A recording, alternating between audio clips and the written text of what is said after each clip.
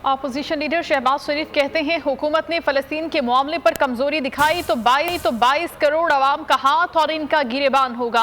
कौमी असम्बली में इजहार ख्याल के दौरान उन्होंने कहा कि माजी में जहां हिटलर खड़ा था आज वहां नेतन्याहू खड़ा है। उन्होंने तजवीज़ दी कि आइंदा जुमे फलस्तीनी अवाम के साथ यकजहती के लिए यौमुल कुद्स के तौर पर मनाया जाए। फलस्तीनी अवाम को फौरी इमदादी सामान भिजवाया जाए।